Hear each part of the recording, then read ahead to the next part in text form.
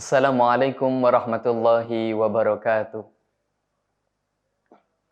Alhamdulillah wassalatu wassalamu ala Rasulillah Sayyidina Muhammad bin Abdullah wa ala alihi wa sahbihi wa man wala wa la hawla wa la quwwata illa billahil aliyil azim, amma ba'd.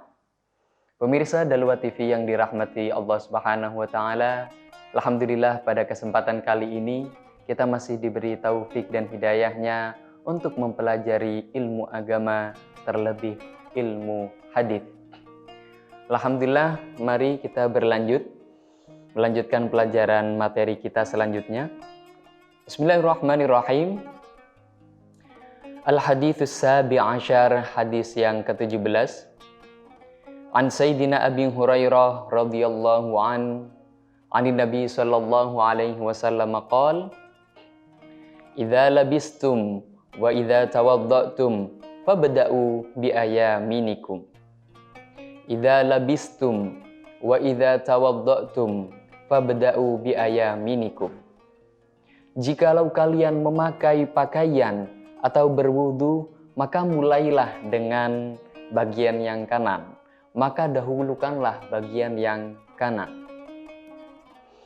Ini menunjukkan, hadis ini sangat menganjurkan kepada kita umat muslim khususnya dan kepada seluruh manusia umumnya. Kalau kita ingin melakukan kebaikan, hal apapun itu, maka kita dianjurkan dengan tangan kanan. Kita memberi, ini pulpenmu dengan tangan kanan. Kita berinfak, bersedekah, permisi, ini dengan tangan kanan. Kita menerima barang dengan tangan kanan. Kita membeli barang dengan tangan kanan. Menerima kembalian dengan tangan kanan. Karena bersifat itu baik. Walaupun pada dasarnya itu bukan ibadah. Karena itu merupakan kebaikan, maka kita dianjurkan dengan menggunakan tangan kanan.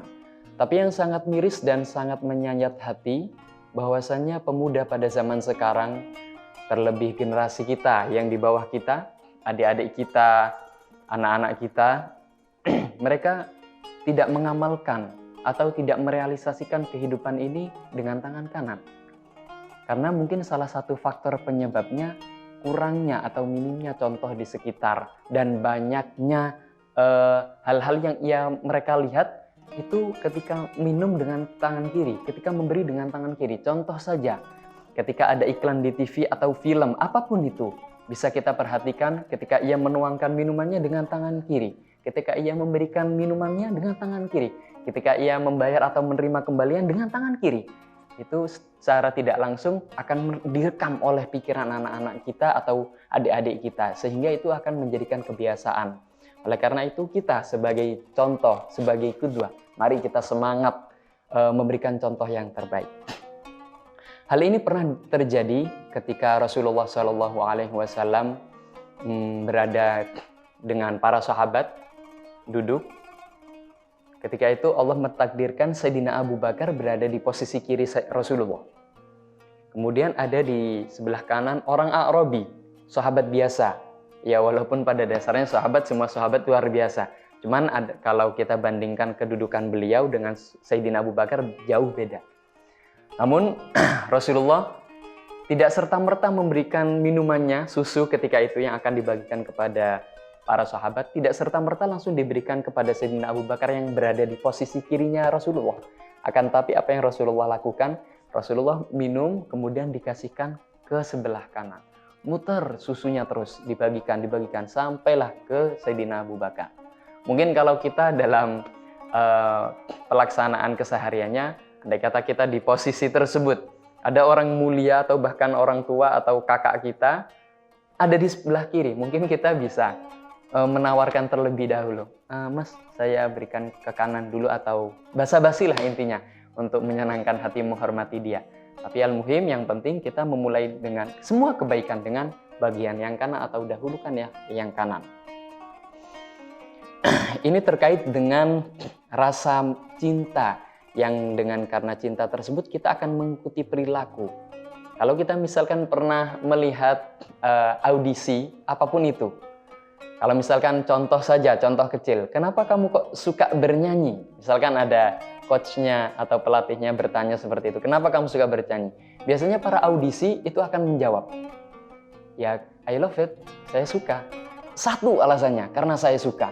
Kita melakukan ini bukan karena ingin mendapatkan, oh kalau melakukan kesunahan nanti seperti ini loh. Tidak, tapi karena alasan kita melakukan sunnah ini karena satu, karena kita cinta kepada Rasulullah SAW. I love it Rasul. Aku melakukan ini karena satu, tujuan kita adalah mencintai Rasul. Juga pernah terjadi betapa kalau kita mengikuti jejak rekam atau kebiasaan ulama-ulama, kebiasaan orang-orang soleh, kebiasaan para kiai dan para habaib, itu akan mendapatkan efek yang baik. Diceritakan pernah ada dua teman, itu kemana-mana itu bareng. Ketika itu mereka berdua belajar ke suatu tempat, ke pondok pesantren istilahnya. Belajar bersama. Kalau kegiatannya tidur jam sekian, mereka bareng. Oh jam sekian kita belajar, jam sekian kita mandi, jam sekian kita santai-santai ngopi-ngopi, jam sekian kita cerita-cerita, jam sekian kita melakukan pelajaran tambahan atau privat dan lain sebagainya. Tapi alangkah kagetnya ketika tahun berjalan, mereka berdua pulang, ternyata ketika pulang si A jadi orang besar dan ternyata si B biasa saja. Orang-orang tokoh sekitar heran, ini si A ini kok bisa berhasil ya, sedangkan si B nggak berhasil. Ini pasti ada satu kegiatan yang tidak dilakukan oleh si B. Akhirnya tokoh masyarakat bertanya-tanya, mencari kabar ke tempat pesantrennya, apa sih yang dilakukan kegiatan A dan B kok bisa hasilnya berbeda. Akhirnya kata pengurus di sana, mereka berdua kegiatannya sama, akan tetapi ada satu hal yang membedakan, yaitu si A ketika belajar itu selalu menghadap kiblat, Adapun si B santai aja. Kalau misalkan capek ya ngadep kiblat, nggak capek kalau capek ya udah terserah aja. Kalau nggak capek ngadep kiblat, semaunya sendiri. Belajarnya sama, akan tapi yang membedakan satu hal, yaitu menghadap kiblat. Mungkin karena mengikuti barokah menghadap kiblat, karena cinta kepada kiblat, akhirnya Allah memberikan karunia yang lebih kepada si A. Juga ada cerita bahwasannya kita mengikuti seseorang karena cinta. Ada salah satu ulama ketika itu tidak mau makan semangka. Ini cerita yang lucu juga. Akhirnya orang tersebut ditanya oleh masyarakat, Pak, Kiai, Ustadz, kenapa sih antum kok nggak mau makan semangka? Oh itu hal biasa. Saya ini pernah ketika ingin makan semangka, saya teringat Rasul.